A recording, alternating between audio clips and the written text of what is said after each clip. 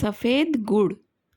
सर्वेश्वर दयाल सक्सेना जी की कहानी आज आपको सुनाने जा रही हूँ। दुकान पर सफ़ेद गुड़ रखा था, दुर्लभ था। उसे देखकर बार बार उसके मुंह में पानी आ जाता था। आते जाते वह ललचाई नज़रों से गुड़ की ओर देखता, फिर मन मसोस कर रह जाता। आखिरकार उसने हिम्मत की और घर जाकर माँ से कहा। माँ बैठी फटे कपड़े सिल रही थी। उसने आंख उठाकर कुछ देर दीन दृष्टि से उसकी ओर देखा, फिर ऊपर आसमान की ओर देखने लगी और बड़ी देर तक देखती रही। बोली कुछ नहीं। वह चुपचाप माँ के पास से चला गया। जब माँ के पास पैसे नहीं होते तो वह इसी तरह देखती थी। वह यह जानता था। वह बहुत देर तक गुमसुम बैठा रहा। उसे अपने वे साथी याद आ रहे थे जो उसे चिढ़ा चिढ़ा कर गुड़ खा रहे थे। ज्यों ज्यों उसे उनकी याद आती, उसके भीतर गुड़ खाने की लालसा और तेज होती जाती। एक आध बार उसके मन में माँ के बटुए से पैसे चुराने का भी ख्याल आया।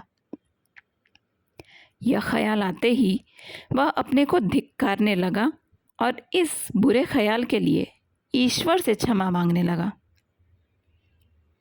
उसकी उम्र 11 साल की थी। घर में माँ के सिवा कोई नहीं था। हालांकि माँ कहती थी कि वे अकेले नहीं हैं, उनके साथ ईश्वर है। वह चूंकि माँ का कहना मानता था, इसलिए उसकी यह भी बात मान लेता था, लेकिन ईश्वर के होने का उसे पता नहीं चलता था। माँ उसे तरह तरह से ईश्वर के होने का यकीन दिलाती। जब वह बीमार होती, तकलीफ में कराहती, तो ईश्वर का नाम लेती, और जब अच्छी हो जाती तो ईश्वर को धन्यवाद देती।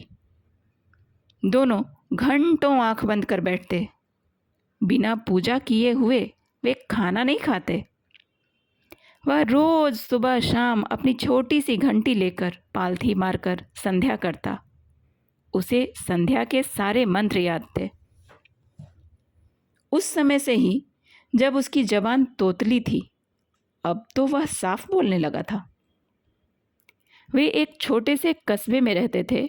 माँ एक स्कूल में अध्यापिका थी। बचपन से ही वह ऐसी कहानियाँ माँ से सुनता था जिनमें यह बताया जाता था कि ईश्वर अपने भक्तों का कितना ख्याल रखते हैं, और हर बार ऐसी कहानी सुनकर वह ईश्वर का सच्चा भक्त बनने की इच्छा से भर जाता। दूसरे भी उसकी पीठ ठोकते और कहते, बड़ा शरीफ लड़का है, ईश्वर इसकी मदद करेगा। वह भी जानता था कि ईश्वर उसकी मदद करेगा, लेकिन कभी इसका कोई सबूत उसे नहीं मिला था। उस दिन जब वह सफ़ेद गुड़ खाने के लिए बेचैन था, तब उसे ईश्वर की याद आई। उसने खुद को धिक्कारा।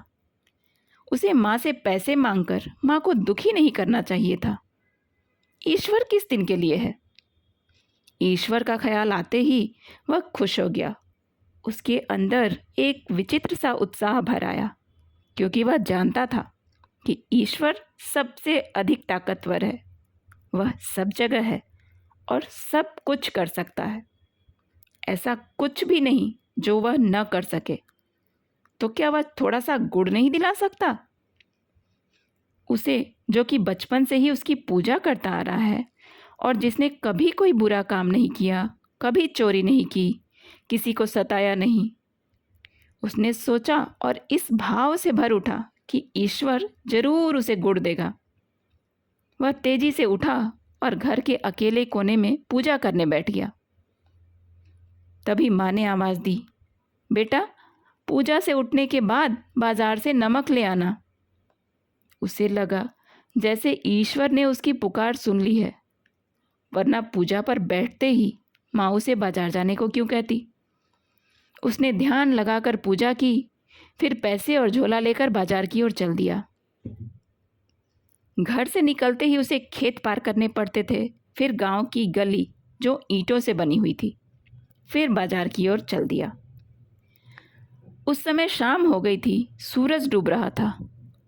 वह खेतों में चला जा रहा था, आंखें आधी बंद किए, ईश्वर पर ध्यान लगाए और संध्या के मंत्रों को बार बार दोहराते हुए। उसे याद नहीं उसने कितनी देर में खेत पार किए, लेकिन जब वह गांव की ईंटों की गली में आया तब सूरज डूब चुका था और अंधेरा छाने लगा था। लोग अपने अपने घरों में थे। धुआं उठ रहा था। चौपाए खामोश खड़े थे। नीम सर्दी के दिन थे। उसने पूरी आंख खोलकर बाहर का कुछ भी देखने की कोशिश नहीं की। वह अपने भीतर देख रहा था, जहां अंधेरे में एक झिलमिलाता प्रकाश था, ईश्वर का प्रकाश। और उस प्रकाश के आगे वह आंखें बंद किए मंत्र पाठ कर रहा था। अचानक उसे अजान की आवाज़ सुनाई दी। गांव के सिरे पर एक छोटी सी मस्जिद थी। उसने थोड़ी सी आंखें खोलकर देखा। अंधेरा काफ़ी गाढ़ा हो गया था। मस्जिद के एक कमरे बराबर दालान में लोग नमाज के लिए इकट्ठे होने लगे थे। उसके भीतर एक लहर सी आई। उसके पैर ठिठक गए। आंखें पूरी बंद हो गईं। वह मन ही मन कह उठा, ईश्वर, यदि तुम हो और सच्चे मन से तुम्हारी पूजा की है तो मुझे पैसे दो, यहीं इसी वक्त। वह वहीं गली में बैठ गया। उसने ज़मीन पर हाथ रखा। ज़मीन ठंडी थी।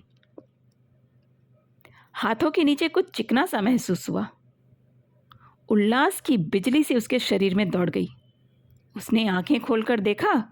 अंधेरे में उसकी हथेली में अठन्नी दमक रही थी। वह मन ही मन ईश्वर के चरणों में लौट गया। खुशी के समुद्र में झूलने लगा। उसने उस अठन्नी को बार बार निहारा, चूमा, माथे से लगाया, क्योंकि वह एक अठन्नी ही नहीं थी। उस गरीब पर ईश्वर की कृपा थी। उसकी सारी पूजा और सच्चाई का ईश्वर की ओर से इनाम था। ईश्वर जरूर है। उसका मन चिल्लाने लगा, भगवान, मैं तुम्हारा बहुत छोटा सा सेवक हूँ। मैं सारा जीवन तुम्हारी भक्ति करूँगा। मुझे कभी मत बिसराना। उल्टे सीधे शब्दों में उसने मन ही मन कहा और बाजार की तरफ दौड़ पड़ा। अठन्नी उसने जोर से हथेली में दबा रखी थी। जब वह दुकान पर पहुंचा तो लालटेन जल चुकी थी। पंसारी उसके सामने हाथ जोड़े बैठा था। थोड़ी देर में उसने आंखें खोली और पूछा, क्या चाहिए? उसने हथेली में चमकती अठन्नी देखी और बोला, 8 आने का सफ़ेद गुड़। यह कहकर उसने गर्व से अठन्नी पंसारी की तरफ गद्दी पर फेंकी, पर यह गद्दी पर न गिर उसके सामने रखे धनिये के डिब्बे में गिर गई। पंसारी ने उसे डिब्बे में टटोला, पर उसमें अठन्नी नहीं मिली। एक छोटा सा खपड़ा जरूर था, जिसे पंसारी ने निकालकर फेंक दिया था। उसका चेहरा एकदम से काला पड़ गया। सिर घूम गया, जैसे शरीर का खून निकल गया हो। आंखें छलछला आईं। कहाँ गई अठन्नी? पंसारी ने भी हैरत से कहा। उसे लगा जैसे वह रो पड़ेगा। देखते देखते सबसे ताकतवर ईश्वर की उसके सामने मौत हो गई थी।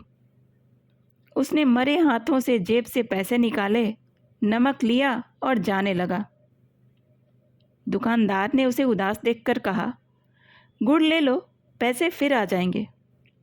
नहीं, उसने कहा और रो पड़ा। अच्छा, पैसे मत देना, मेरी ओर से थोड़ा सा गुड़ ले लो, दुकानदार ने प्यार से कहा और एक टुकड़ा तोड़कर उसे देने लगा। उसने मुंह फिरा लिया और चल दिया। उसने ईश्वर से मांगा था, दुकानदार से नहीं। दूसरों की दया उसे नहीं चाहिए, लेकिन अब वह ईश्वर से कुछ नहीं मांगता। कहानी आपको कैसी लगी? कमेंट करके ज़रूर बताइएगा।